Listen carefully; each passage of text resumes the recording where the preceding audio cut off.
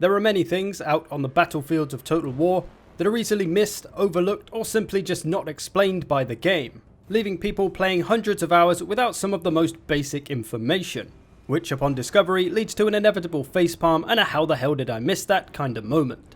So in this video I'm going to try and give you some of those moments with 10 things that you may have missed in Warhammer Battles.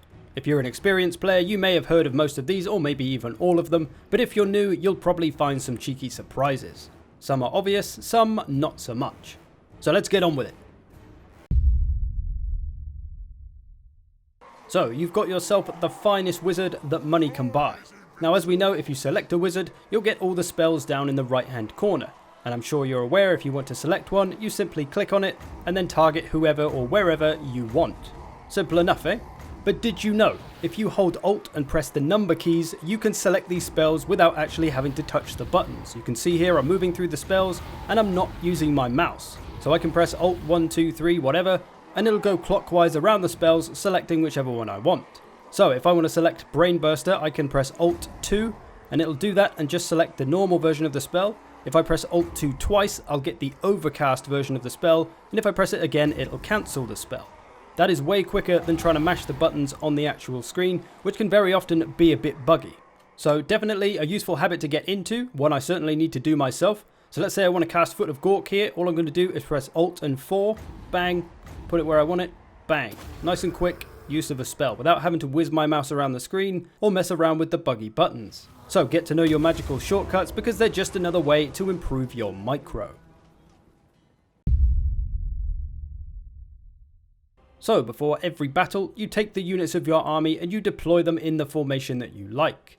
Of course, we could just select all of our units and just pull and drag and see what happens, but 10 times out of 10 that will result in an absolutely useless formation. But one thing you can do to make deployment a little bit smoother is mess around with your unit cards at the bottom of the screen. You see you can rearrange them into different orders and you can actually get them to pull and drag into these orders. So let's say I wanted the Kepra Guard in the middle, my Halberds out on the edge, and then the 2 units of Tomb Guard in between them. So that's the order of my line, that's how I want them. Now if I shift click from point to point and select all those units, or control click all of those units individually and select them all that way, then I can drag them into the formation that I've put them in on the unit cards. So you can see now, Halberds on the edge, Tomb Guard, Kepra in the middle, Tomb Guard, Halberds on the edge. So that's exactly how I deployed them in the unit cards. So it's just a way to save a bit of time when arranging your units. But take note, this only works when you either control click the units to select them or shift click to select them. If you drag a box over them, it will not work and they'll just go back to the random formation they were in before. Like so, you can see now the Tomb Guard are on the left, then there's the Halberds, and then the Kepra are back on the right, in no real useful formation at all. So if you want that to work, you have to shift click or control click to make it work. There you go, now they're back in the formation we want them in.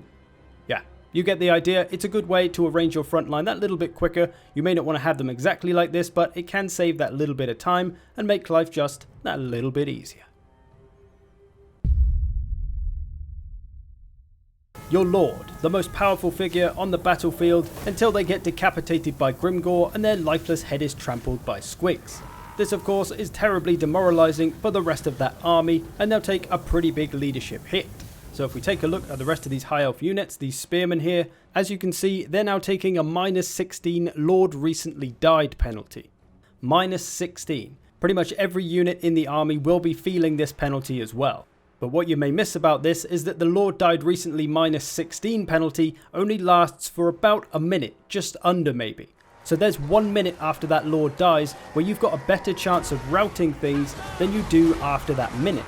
So this will be the time to start hitting your rear charges, dropping your leadership reducing debuffs, dropping magic, dropping everything you can to try and rout off units because they're going to be more likely to rout within this minute. After that minute's up, it'll turn into just a Lord dead penalty like you can see here on these Phoenix Guard, which is only -10. So they'll get that little bit of extra leadership loss for about 1 minute. So as I mentioned, try to drop as much damage, use your fear and terror, use any magic debuffs to get those units routed because this will be the prime time to do it once the Lord has died.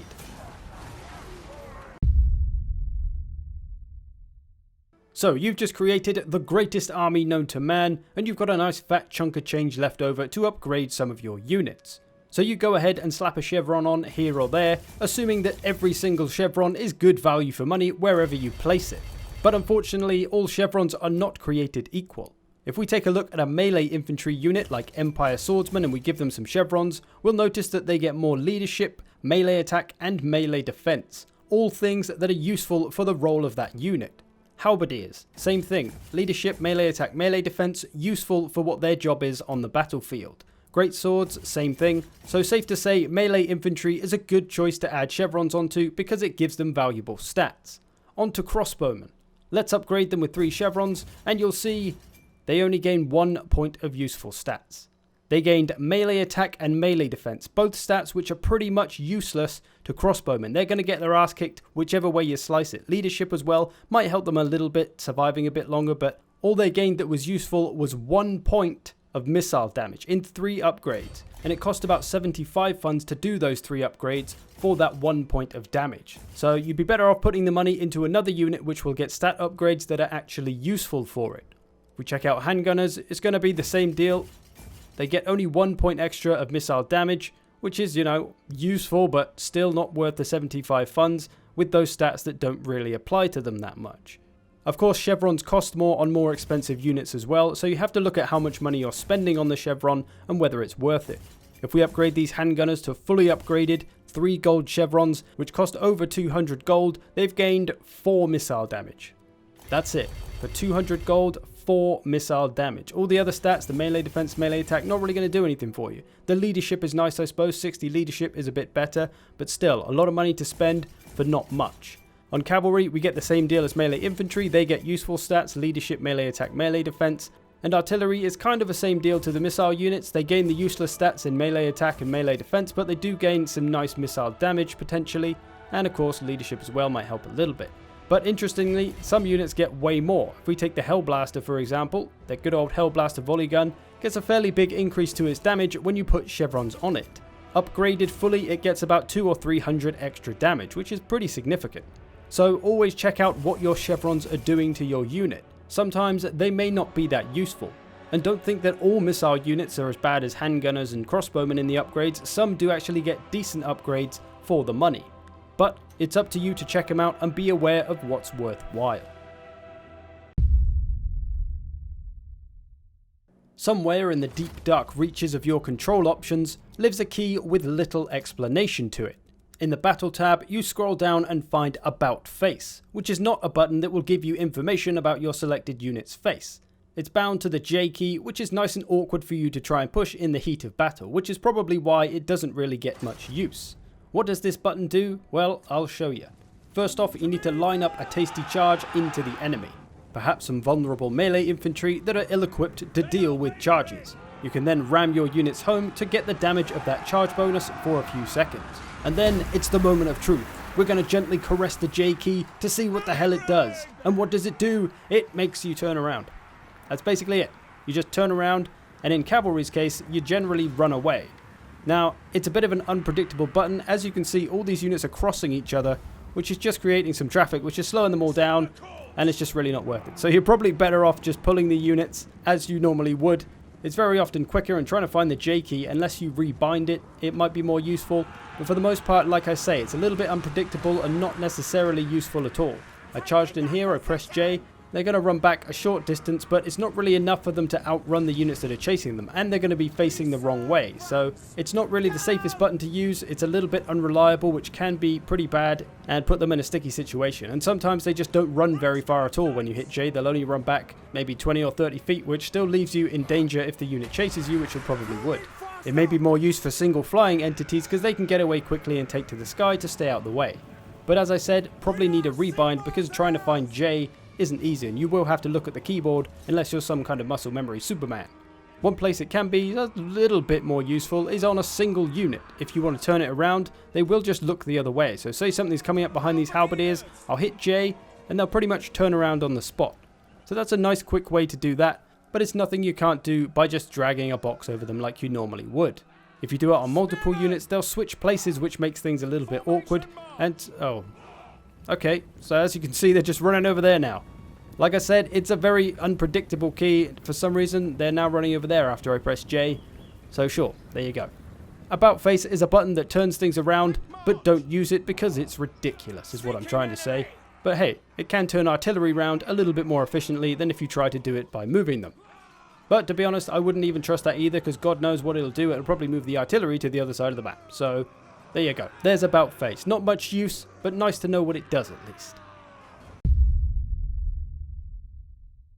So one that I get asked about a lot is how do you draw a unit path? Because as you know, when you click on the map, you run in a straight line to wherever you clicked. But if you hold shift, you'll see the mouse change with a little zigzag underneath it, and you can then hold the right mouse button to draw the path you want the unit to take. It could be literally anything you want. This can be very useful for helping you flank or just avoid certain units, so it's one of the most essential ones to know. So hold shift, right click, drag, and you can take them anywhere. Alternatively, you can do the same thing by holding shift and then just clicking point to point on where you want the unit to go. Again, it'll have the same purpose as drawing the line, and I think drawing the line is a little more versatile, and you can do exactly the same thing with it anyway. But either way, you've got two choices, both very useful for flanking, moving around units, or just avoiding things that you don't want to fight. And I will give you a quick example of this, because this is something I get a lot of comments on asking how you do this, so I'll just show it. Here, let's say I want to run around the back of this Empire army, I can just draw a nice path for my skin wolves, and they'll go around there nice and easy. Or maybe my mammoth over on this side, perhaps I want to stay out the way of those missiles, so I'll come out wide before coming into attack, and if you click an enemy unit at the end of your path, they will attack that unit at the end as well. But this can be a little bit risky, because you don't know where that unit's going to be by the time you get to them, so maybe not the best idea to click the attack orders at the end usually, but it's there if you want to try it. It's definitely one of the more useful controls, so learn to get yourself into the habit of making the most of it.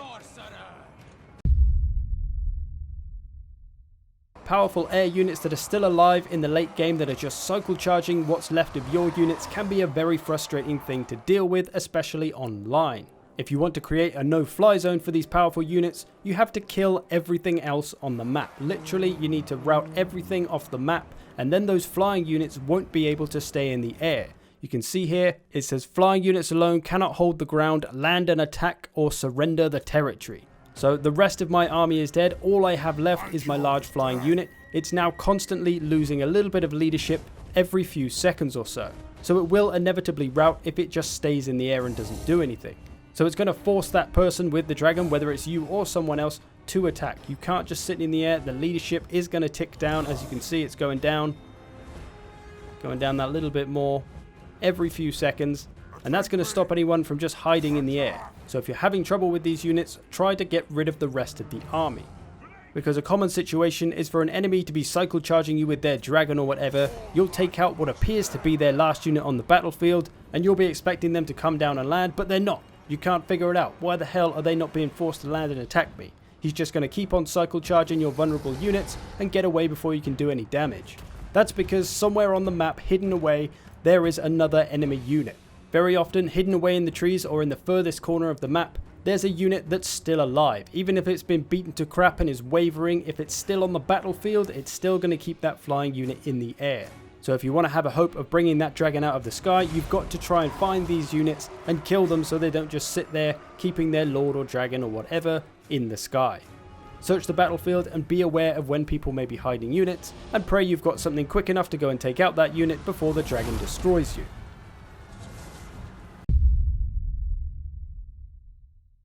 Artillery, your ranged weapon of choice for taking out anything living or undead from a distance. As you probably know, if you want to aim your artillery yourself, you can press insert to do that. But how much use is that really? Is it worthwhile trying to do this? Will you miss less often than the AI will? Well, I decided to do a test to find out. What we've got here is two hell cannons, both AI controlled, and they're going to play a game of whack-a-dwarf and see how many dwarfs they can kill before they reach them. So we'll see how the AI can do. Got a couple of hits there. It's a strong start for them. I'll select targets occasionally, but for the most part, it's just the AI shooting at whatever they want. And then I'm going to do this by myself with a single hell cannon and see which can do more damage. 2 AI controlled cannons or 1 human controlled cannon. So far, they've done a little bit of damage. Nice hit there. They've done maybe nearly a health bar, 1 health bar entirely. Getting some good hits there. That's nearly that's pretty much 1 whole health bar and a bit. Let's change their targets, as I'll be changing targets when I do it. So you might get a little bit more chance to do more damage if you hit different targets. Doing some good damage and nearly reached them. There we go. So let's have a look, see how much damage 2 hell cannons did. This unit lost about maybe a third of its health. This one's nearly half, so that's nearly 1 full health bar. Add this little bit on, that's probably 1 full health bar. There's another most of a health bar, a little bit off this one, so that's probably 2 full health bars taken off of these dwarfs.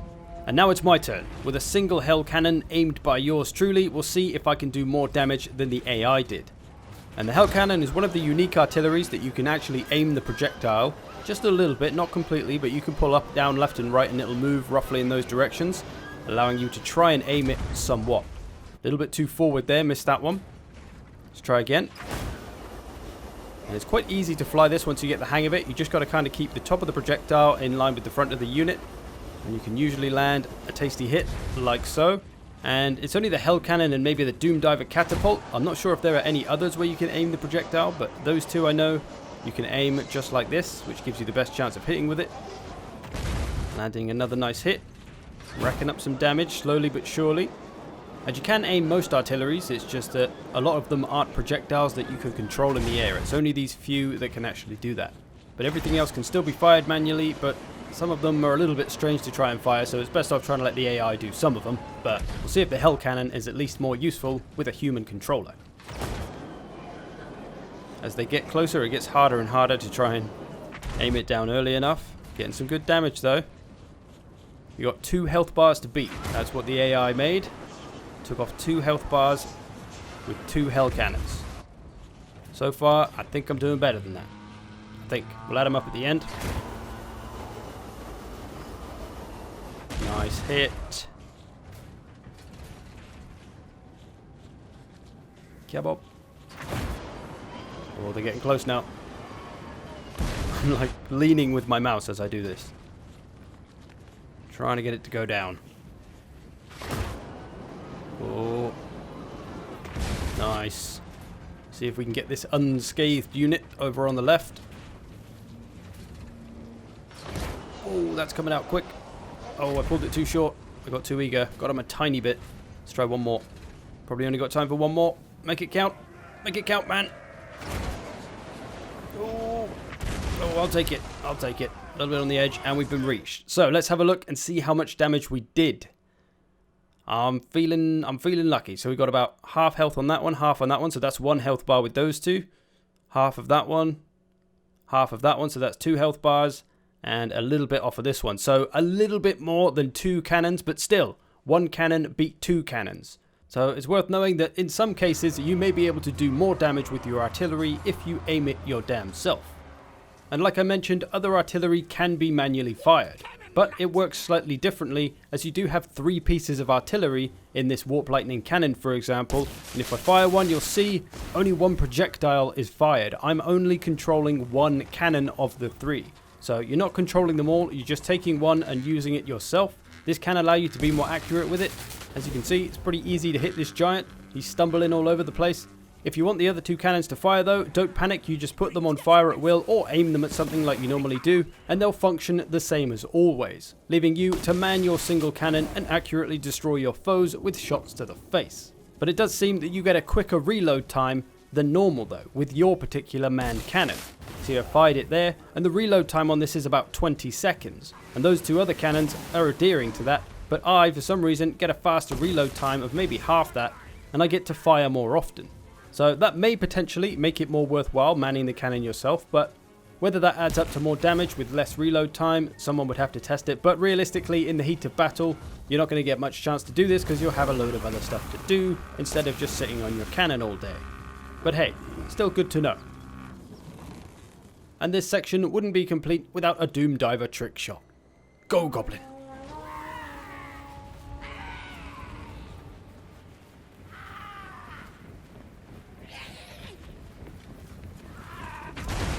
Glorious. Just glorious. More artillery-based information now. As we know, artillery will fire at whatever the hell it wants to until you give it a target if it's on fire at will. You can of course select the targets to choose who you want it to shoot at. Easy enough, I'm sure you've all done this 12 million times. But did you know, if you hold the Alt key, you can free aim it wherever the hell you want. acting as a little bombardment zone to anything that walks into the area. This can certainly have its uses at specific situations, perhaps not when things are moving, but if there's a clumped up group of troops, you can try to free aim to a certain point in that clump to give you the best chance of not only hitting them, but also avoiding friendly fire on your own side. So Alt will allow you to do this. You can free aim wherever the hell you want rather than having to select on a unit, which may lead you to a bit more friendly fire damage than you'd like. And the same thing can be done with magic spells, some of which will snap to a unit. For example, Earthblood, if we want to heal, it'll snap to any nearby unit that you put it onto. But sometimes if you're trying to heal a group of troops, it may snap onto a unit when you don't want it to, allowing you to not heal as effectively. So if you hold Alt, you can then freely move it without it snapping to any units. Again, just a little bit more useful and gives you a bit more freedom on where you put it. And I feel the need to put this in the last bit because I've had a few comments about people not knowing that you could do this after hours of play. When you try to cast a wind or breath spell, you don't have to cast it in the direction that your caster is facing. If you hold down the left mouse button, you can turn it to face whichever direction you wish. You then simply release the button to set the spell off. And I'll be honest, this is actually something I didn't know for a while when playing Warhammer 1 because the game, guess what, doesn't tell you. Ranged units, powerful at shooting things from, well, range. But sometimes you may need to quickly get them into melee. That can be a fiddle with the melee button, but if you hold the Alt key, you can change your crosshair to a sword, meaning they will attack in melee. Normally when you're selecting a target for a ranged unit, it'll be a crosshair. But if you press Alt, it will change to a sword, meaning that they will run up and attack rather than keep shooting. This is very handy for dual role units like Free Company Militia, who can do well in melee or at range. Also, ranged chariots can be useful for this, because they run around and shoot things most of the time, so if you click on the target, you'll just shoot them, and if you want to get into melee, you might have to press F to go into melee mode, or you can just press Alt and attack, and you'll go into kind of a one-off melee mode. They'll be able to charge, do their charging thing as a chariot, get their charge bonus, charge through, come out the other side and keep going, and then return to being a skirmish chariot, all with a simple press of the Alt key. Same thing with skirmish cav. They may want to stay out of the way, blast things from range and just keep moving and skirmishing all the time, but occasionally there may be a moment where they want to come in for a quick melee attack, maybe trying to slow a unit down, or hitting a rear charge to get some leadership penalties, or maybe just another unit is going to get hold of it and you might as well try and charge them back quickly. So lots of use for this. I use it all the time personally. It's very, very useful, very handy, a quick way to do things, just another form of improving that micro. Certainly quicker than having to press F to go into melee mode and back out of it and in and out of it. It's just a little bit too much, so Alt is a quicker way to do that. So there we go. 10 things you may or may not have known about Total War Warhammer Battles. Whether you're a total noob or an ultra veteran, I hope you've learned at least one thing from this video. If not, feel free to abuse me in the comments. I hope you've enjoyed this. Thanks for watching. I'll see you in the future.